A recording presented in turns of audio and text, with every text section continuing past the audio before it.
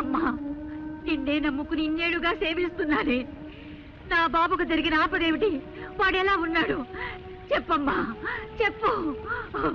వాడికేమైంది? చెప్పమ్మా. అమ్మా,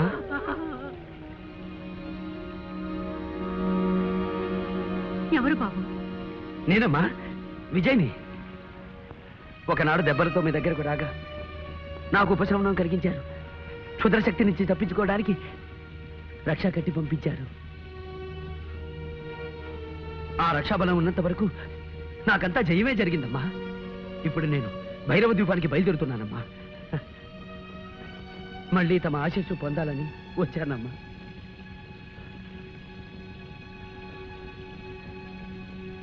ఈ రూపమేమిటి నాయనా? ఒక యక్షిణి శాపం. శాపమా? ఎప్పుడు జరిగింది? గత పౌర్ణమికి ముందు. ఆనాడు ద్వాదశి. ద్వాదశ? అవునమ్మా.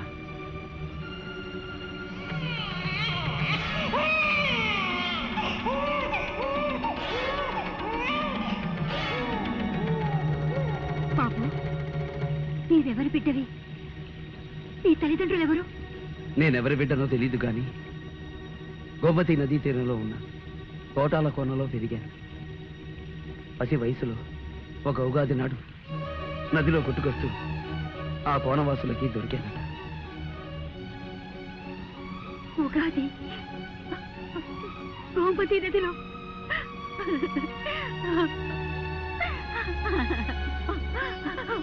బాబు, నువ్వెవరు కాదు, నా బిడ్డవి. నిన్ను పోగొట్టుకున్న దౌర్భాగ్యదాన్ని నేనే. అమ్మా! అవును బాబు, నేనే నిన్ను కన్న తల్లిని. అమ్మా! బాబు! అమ్మా!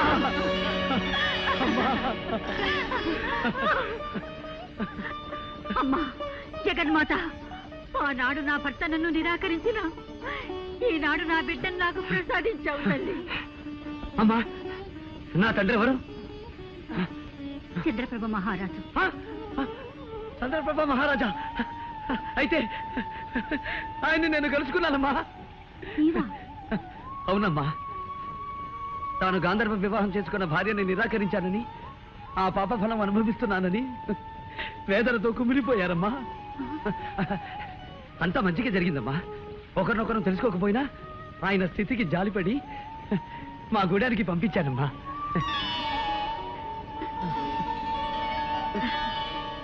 భేష్ విజయ్ కుమార, నీవు సాధారణ మానవుడవు కావు, కారణ జన్ముడవు.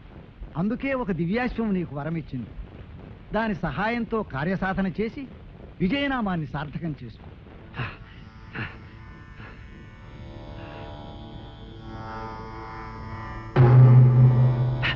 అయ్య రాజా, నమో నమః. ఈనాటి అర్ధరాత్రిలోగా నేను భైరవ దీపం చేరుకోవాలి. నీవు ఇచ్చిన మాట ప్రకారం నన్ను అక్కడికి చేర్చవలసిందిగా అర్థిస్తున్నాను. సంగీత కళాకోవిద, క్షమింపుము. నీవు ఇప్పుడు శాపగ్రస్తుడవు. శాపగ్రస్తులు దివ్యాశ్వమును అధిరోహించుట నిషిద్ధము. కానీ ఒక ఉపాయమున్నది. త్యాగశీలు ఎవరైనను నీ శాపరూపమును పరిగ్రహించిన నీ రూపము నీకు సిద్ధించదు. క్షమించు హైరాజా, ఈ కురూపాన్ని ఎవరికో కట్టబెట్టి వారిని అవస్థల పాలు చెయ్యలేను. దీక్షాబలంతోనే బయలుదేరుతాను.